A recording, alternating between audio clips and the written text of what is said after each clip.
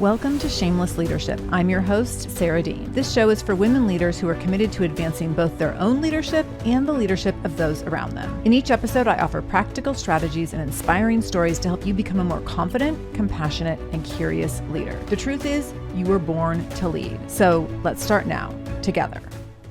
Hello, Shameless Leaders. So today we're going to be talking about 4 questions you can ask yourself or walk yourself through when you are on the cusp of making a decision.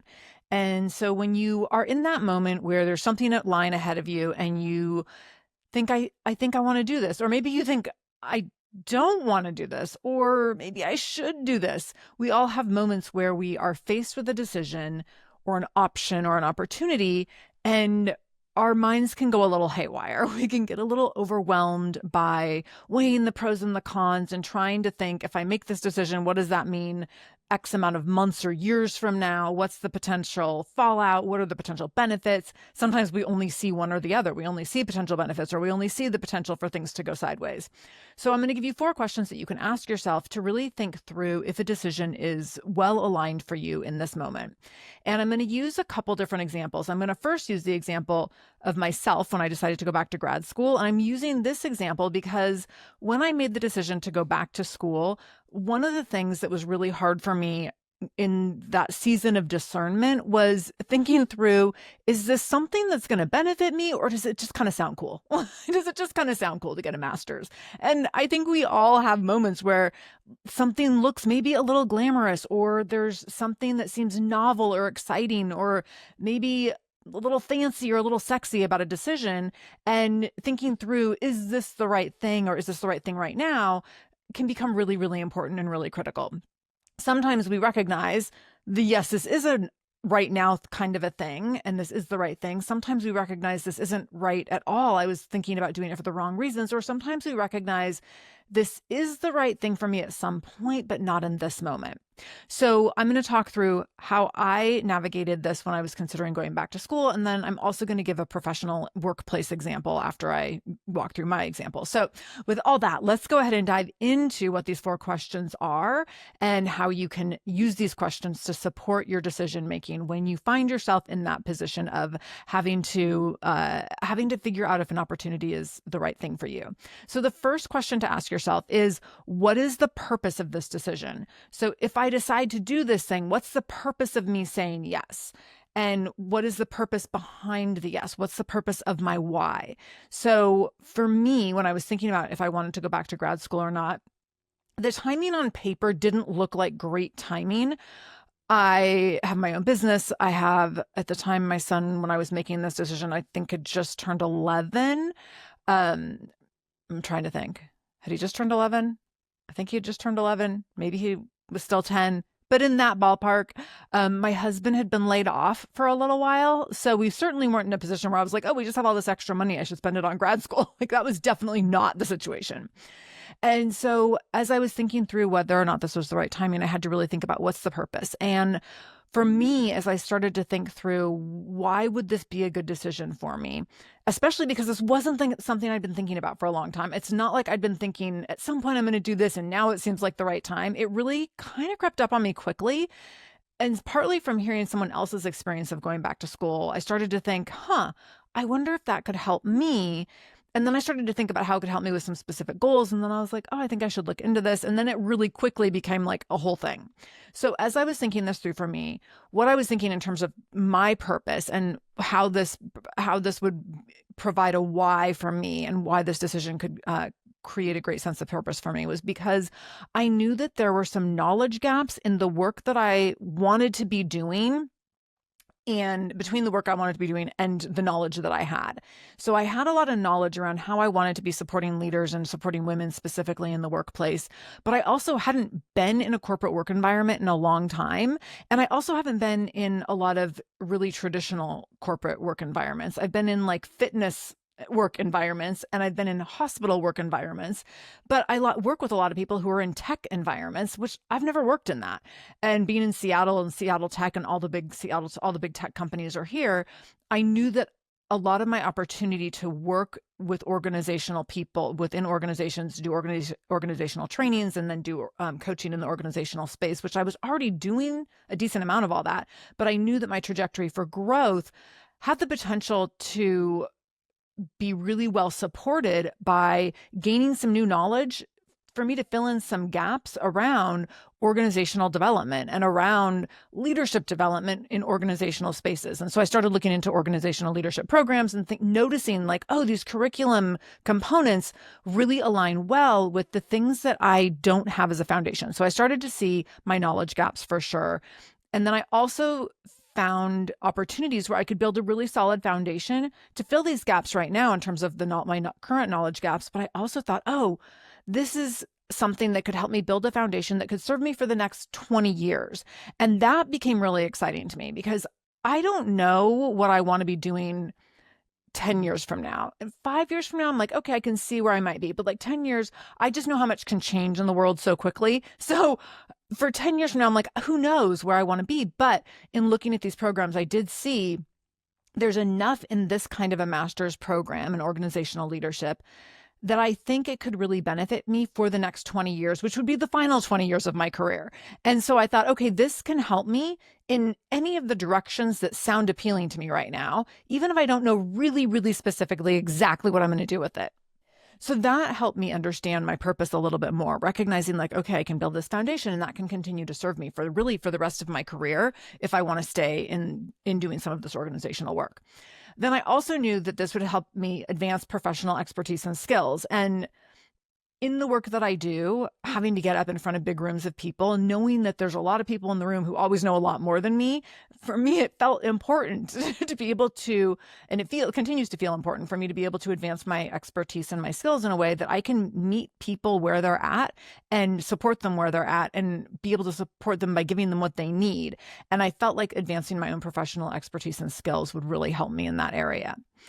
I also thought in terms of purpose and how this could, how this could be connected to a why is that I thought there'd be the opportunity to network with new leaders via classmates. So my classmates, many of them are leaders across many industries and in all kinds of different leadership roles.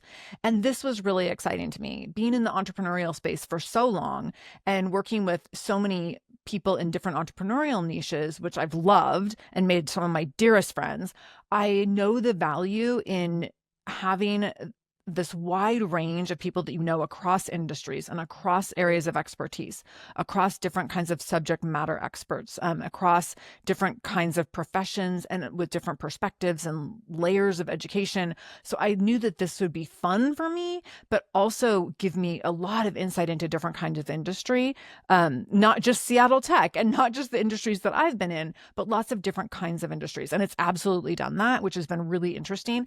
And one of the cool things that I didn't see coming, but I had hoped was I was hoping that I would, as part of my purpose and part of my why, if I could meet all these new people doing different things in different industries and at different kinds of roles and at different levels in their company, where could I start to see commonalities and themes and overlaps? And that's absolutely happened, which has been so great for helping me build some foundational knowledge, and also helping me see like what are the things that are true in certain industries versus what are the things that are true for everyone at certain levels of leadership, or what are the things that are true for folks across all industries, kind of regardless of role or rank, or what are the things that are true across certain roles and rank across all industries. So it's been really interesting and fun to see that component as well.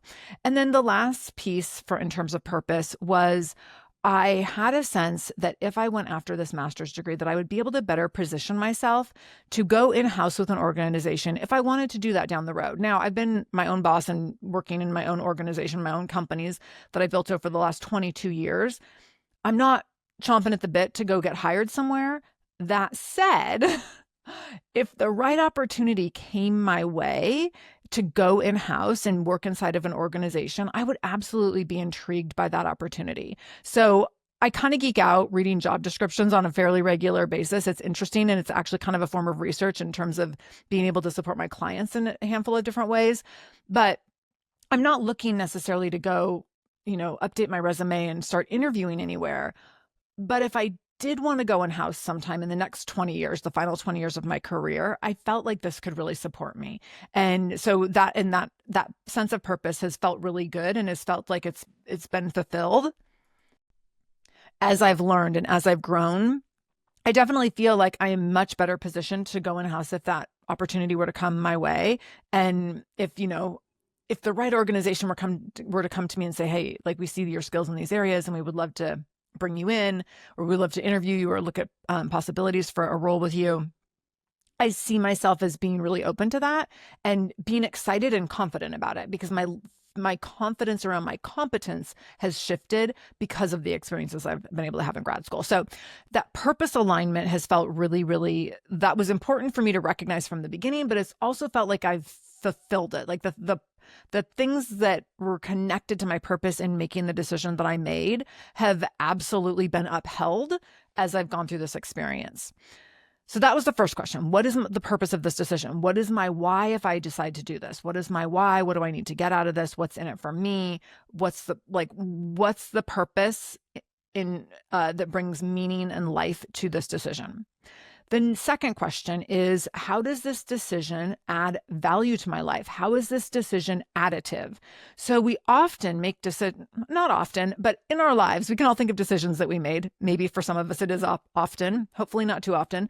We can think of decisions that we've made in our lives that were not additive, that we made because it felt like the next right thing to do. Maybe it was because we felt a sense of responsibility to someone else. It felt like a should, like, well, I should do this, so I'm going to go ahead and do it.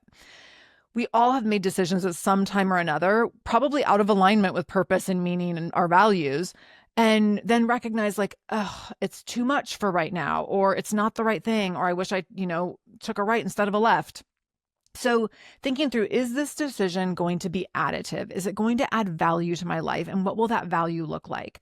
Because if we're making a decision that's going to be disruptive in our life, that's going to be a transition and we're going to have to figure some things out, make sure you're doing it because it's going to add something to your life. It's going to add value to your life, not just because it feels like the next quote unquote right step, or it feels like the thing that everyone else does next, or it feels like the thing that other people expect you to do, whether that's your partner or another family member or your colleagues or your boss, that you're doing it because you see something additive. You see the value. So for me, with my decision to go back to school and get my graduate degree, it was because I wanted that added value of new knowledge and expertise.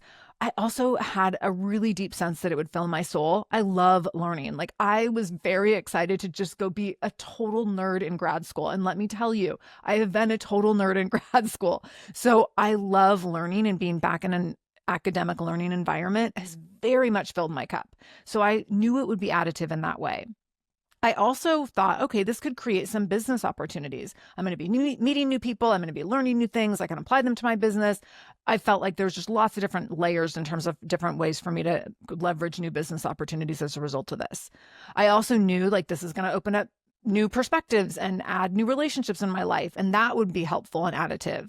I also thought this will give me a new positive professional focus. So when working for myself, everything feels cyclical and seasonal. And so there's times where it's like, this is great and this is amazing. And then there's other times where I'm feeling like, I'm just not feeling a spark right now, or things feel really hard, or the market is shifted or changed and I have to figure things out or pivot in a new way. And this is just kind of the normal cycle of owning your own business. I'm very used to it. And I'm very used to working through that and being in that. And, it's not like always roses and unicorns, and I can navigate that. But I thought this is an opportunity for a positive professional focus that I haven't had before since graduating from my undergraduate in 1998.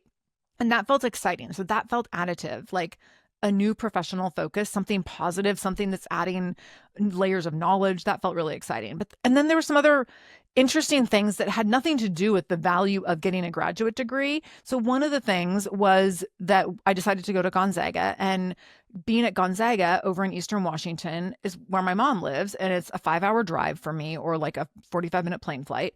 And I thought this will be great. My mom at the time that I was making this decision was like 85 years old. And I thought I can go over to school because there's opportunities to do immersion classes on campus here and there. And I thought, I can go over to school. I'll be over in Spokane more often if I do this program, and then I'll have more opportunities to see my mom. And it felt like this kind of like double dipping. Like, everyone wins, right? Killing two birds with one stone. Like I can get my graduate degree and I can also see my mom a bunch more, which has absolutely happened. And that's been very additive to my life. It's been very additive to her life. It's helped me be a better caretaker from afar because I know when I'm going to be seeing her. So I'll know like, okay, here's my class schedule for the year. Like, here's the times I'm going to be there. And it's just kind of created some simplicity around knowing when I'm going to be over there and having it built in. And that's been very supportive of our relationship. And then I also knew from an additive standpoint that reconnecting on Gonzaga's campus, where I also went to undergrad, which felt like a little bit of a cheat, if I'm being honest. It felt a little bit like I should challenge myself and go to a school I hadn't gone to before. But I also knew or suspected that reconnecting on that campus in a place that had so much meaning in my life in a prior season of life would mean a lot to me. And let me tell you, like the first day I was on campus for class, my whole body knew I was in the right place. Like I literally, the entire first day was just like goosebumps, tears in my eyes. Like, I can't believe I'm here. This is exactly where I'm supposed to be right now. Like every single thing that I met that first day with multiple, I think probably 4 or 5 professors. And like every single thing that every one of them said was just, I was like, yep, this is where I'm supposed to be. Like it just felt so right. And that felt really, really good. So that was the second question. How is this decision adding value to your life? So then your third question is going to be, what are the potential benefits or outcomes, positive outcomes of this decision? So thinking through, what are the potential benefits, positive outcomes if you were to make this decision? So for me, going through my decision to go back to grad school, I thought about, okay, career advancement, new career opportunities. Again, whether or not I stay running my own business, which I certainly plan to do for as far as I can see forward. But even if that were to shift and I were to go in-house somewhere, I also saw potential benefits for better pay doing my current work. And down the road, if I go in-house, to be able to go in and be like, hey, here's all my years of experience plus a master's degree, like that means something on a pay scale, right? Also being able to connect my work to common corporate culture with more shared language and context. And this was really important to me. I saw a potential benefit of being able to connect work that I was doing, that I'd been doing with women for 20 years at that point when I was first making this shift, being able to take that work into a corporate environment, but connect my language to the corporate language, because I don't speak or didn't speak corporate. There's still a lot of corporate I don't speak, but being able to understand what's the gap between how I talk about things and how the same things are talked about in corporate environments, and how can I bridge that gap with shared language and context so that the work that I do that I know can be deeply meaningful in more organizational settings is actually seen as valuable to people who work in those organizational settings, because I'm going to know how to talk about it with the language that they use rather than expecting them to understand my language. And this was a really big one for me. And this has absolutely been a positive outcome of my education in my graduate experience so far. Another potential benefit was building new, meaningful personal and professional relationships, which has absolutely happened. Lots of new relationships, which has been fun and exciting and like just such a thrill. And you never know going into something. You're always like, are these going to be my people? I don't know. And it just turns out that so many of the people who I've had the opportunity to meet are absolutely my people. And that's been really, really fun.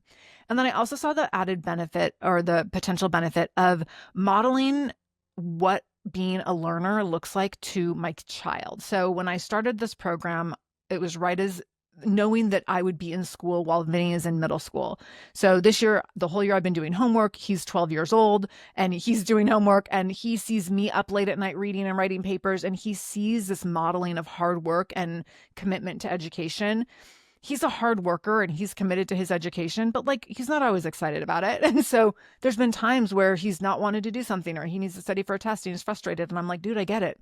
I don't want to study either. And so it's been a layer of benefit in terms of just from a parenting standpoint for him to be able to see that this is what it looks like when adults make decisions to improve their education or their profession or their professional opportunities in some way.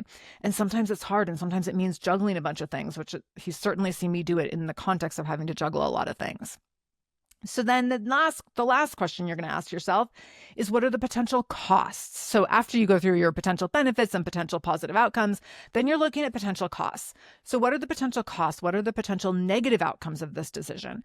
This is really important to think through, because we can get really excited about the potential positive outcomes, and we can start, again, this is like the fun, cute, sexy, like, oh, this is going to be so great. It's a little bit fancy. We can get sucked into those. And if we haven't also weighed the potential negative outcomes or costs, then we haven't really done our due diligence. So for me, thinking about going back to school, the financial cost was huge. And so thinking about, is it worth it? Do I need it? I could certainly get away with not doing it. So is it worth taking out a bunch more, or applying a bunch more money, or taking out student loans, which I've already spent a large part of my life paying off? Is it worth having that financial impact? The other piece was time. And this was a big consideration. This was a bigger consideration to me than the financial piece. The time piece, thinking through, okay, I'm going to need to travel if I want to be on campus for things. I'm going to have to do a lot of homework and reading and writing, which I had not done in 25 years. That felt really scary. I thought, like, I don't know what that's going to look like or feel like. I can't totally imagine what it's going to be like to integrate that into my life, not having done it in so long, and certainly not having done it as a mom, as a wife, as a business owner, someone who's working full time. So that felt scary for sure. And so thinking through that cost, the cost of time, was really, that part was very intimidating to me. The other piece was time away from my business, recognizing, okay, if I make this decision, that means that I'm going to have to spend X amount of hours per week on this new thing. And some of that's going to come from time from my family. Some of that's going to come from time from my business. Can my business afford for me to step away for those hours? And I actually talked to a number of students, a number of people who'd been either current students in the program or had done, graduated from this graduate program. And I kept asking them, like, how many hours a week are you spending on this? And people kept telling me, and like, this is what it's on the website too. It's like 10 to 15 hours, 10 to 15 hours. And I kept thinking, okay, if they're telling me 10 to 15, I could do it in like 6 to 10. But the thing is, like, I'm a slow reader. I'm a slow writer. I get very perfectionistic about things. So the fact that I thought I was going to try to like cut the hours in half, I don't know how I thought I was going to do that. Now, I will say most of the weeks it's not taking me 15 hours to do schoolwork, but there's been some weeks it's taken me 15 hours to do schoolwork. So that time assessment and recognizing what that might look like and what the cost of that time might be if I'm giving that time to school versus something else was a really important consideration. Another consideration in terms of negative impact was not necessarily having an immediate return on investment. And so it's one thing if you go to do something, you decide to make a decision in one direction and you're like, oh, I know I'm going to immediately get this certain thing out of it and that will make it worth it. Well, in this instance, I was like, I don't totally know exactly what I'm going to get. And I don't know what the payoff is going to be in the long run. So if someone had said like, hey, if you go do this, then you're going to get X amount of more dollars a year. And in some companies, if you get a master's, it is like that. You know immediately, like, this is going to be the financial return on investment. I didn't have any sense of immediate ROI, immediate return on investment. So I had to kind of think through, is this something I'm willing to do that makes sense without having an immediate return on investment, especially because of I'm going to be, potentially enduring financial costs and energetic and time costs and potentially business costs and all those different layers. And then the last thing, negative outcome, was potential time away from my family, as I've already mentioned, but really specifically time away from my son in a very specific season of his life. And that really made me pause, thinking, is it right now when he's, going to be 12 to 13 years old while I'm doing this? Or would it be better if I waited till he was like 15, 16 or 17, 18? Or, I had to kind of think that part through and decide, does it make sense to do this right now? So as you're thinking about a decision that's in front of you, how can you apply these 4 questions? So let's go through an example that might be relevant to a professional move. So you're potentially looking at making a professional move. Maybe you're, mid-career in your professionally, and you've been at your company, let's say for 5 years or so. So you have been at your company and you're competent, you're respected, you have flexibility, but you feel like you've hit this ceiling. And in hitting this ceiling, you feel a little stuck.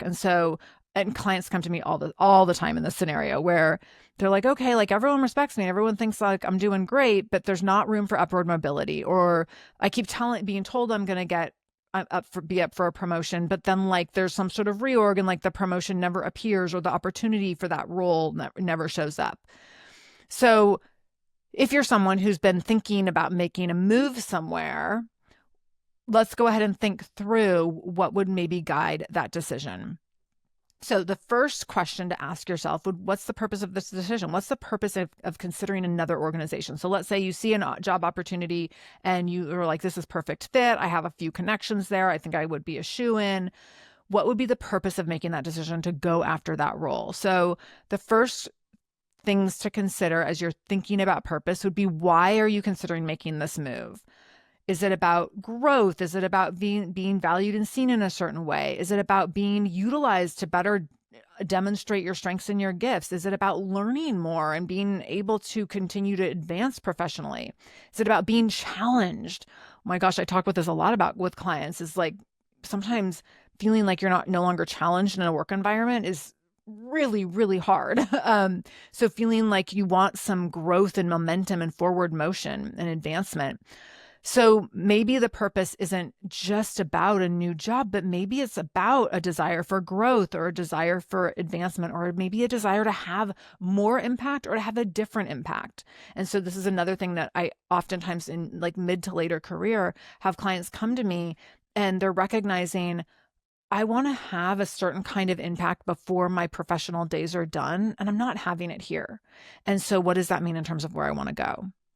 The second question, how does this decision add value to your life? So how is it additive? So you might think through, how can this role maybe expand your current skill set? How could it allow you to work in your skills that you most enjoy leveraging? So a lot of us at a certain point in our professions, we're really good at certain things, and also we're really sick of doing certain things that we happen to be good at. And so other people might be like, oh my gosh, you're the best in the world at this thing. And you're like, yeah, and also I'm bored to death. I'm bored to tears doing this thing because I've been doing it for a long time. It's no longer the thing that lights me up. So having an opportunity that's potentially going to let you expand in the things that you love to do that bring you energy and light you up and lift you up, that is super, super additive. So we could also be looking in terms of, how does this add value in terms of long-term earning potential, in terms of long-term advancement or long-term growth trajectory, in terms of leadership legacy. Also thinking through, maybe this allows you to be more present with your family. Maybe there's some flexibility that's different. Maybe it's going to allow for you to have less of a commute or have more flexibility working from home, or maybe it's less travel. So thinking through all these different pieces, how is this additive overall? Is it in learning, leadership, growth, pay, financial, time, energy, all these different pieces? So how is this overall going to be additive to your life? The third question to ask yourself in this situation would be, what are the potential benefits or positive outcomes? So maybe thinking through potential for career growth. And what does that mean in terms of being able to attain certain titles or certain roles, being able to get yourself in different kinds of rooms, fresh challenges and things that you could learn? What does it mean in terms of potential visibility in your industry, potentially being seen by people who want to bring you further and want to bring you along with them? What does it mean in terms of leadership and in terms of being able to lead maybe a bigger team, or a team where you have more impact, or a team where you get to really do things that leverage your greatest gifts, which could then potentially position you for other leadership roles down the road, and maybe potentially even future executive roles or higher up roles. And then what are the potential benefits or potential positive outcomes in terms of salary or title, in terms of really like, how does this scale for you in ways that make sense? And thinking through, what of those potential for growth components feel energizing and exciting. When we start to think those parts through, that's where we start to feel like, oh, okay, like it might be worth the change, the transition, the stickiness of getting through something that's different. And then thinking through that fourth question, what are the potential costs or negative outcomes? So thinking through, okay, what's the learning curve? Like, how long is it going to take me to learn this? How demanding will it be? Is it more travel? Is it more hours? Is it worth, losing my current comfort zone? Is it worth stepping away from my colleagues and my current boss, maybe who means something to me, who are supportive? What does it mean in terms of, is this company or organization that you're considering moving to, is it a faster paced organization? Is it a, diehard hustle culture? if you aren't sure, and culture fit can be so hard to read before you're really in it, thinking through what are the potential negatives around culture that you might be leaving behind in one organization and stepping into another one. So getting clarity on all these different pieces in terms of what the costs might be. Maybe it's a lateral move. And so you're like, I don't know, is it worth it if it's just lateral? That's a conversation I have with clients quite a bit. And sometimes it absolutely is, and sometimes it's not. So thinking through potential costs, what are the potential negative outcomes? What do I stand to lose in this situation? Or what do I stand to have, that what might have a negative impact on me, on my family, on my professional trajectory? So thinking through how we can weigh all of these pieces. At the end of the day, these 4 questions are intentionally structured to help you be objective, to help you see the both and of decision making. That decision making is rarely really clear and clean and simple. It's often layered, and that layered effect can create anxiety, and it can create fear. It can create confusion and mental chaos. It can be really overwhelming. So looking at this bigger picture around purpose and value and upside and downside and the pros and the cons can allow you to create some clarity that leads to confident and aligned choices. And at the end of the day, that's what I want for you, is for you to make a confident and aligned choice so that when you say yes, it's a wholehearted yes. Even if it comes with risks, it's a wholehearted yes because you've thought through the decision in a structured and systematic way to really see and understand what you're getting into, why you want to get into this thing, why you want to bite this off right now, and why this has the right potential for you in this moment to make it worth it in spite of its potential costs. So I hope this was helpful. If you're on the precipice of a big decision, please run yourself through these questions. Let me know how it goes. If you have a colleague or friend or family member who's on the precipice of a big decision, send them this episode, let them run through the questions. If there's any way I can support you in this season, please never hesitate to reach out and let me know. And until next week, know that I'm in this with you always. Thank you for allowing me to spend time in your ear today. If you liked this episode, be sure to subscribe to this channel. To learn more about my speaking, training, and coaching services, visit saradean.com. That's SARADEAN. I would also love for you to connect with me on LinkedIn at saradean.com/LinkedIn or on Instagram at saradeanspeaks. I love hearing from my listeners. Thank you for showing up for yourself today. I see you, I hear you, and I'm holding space for you today and every single day.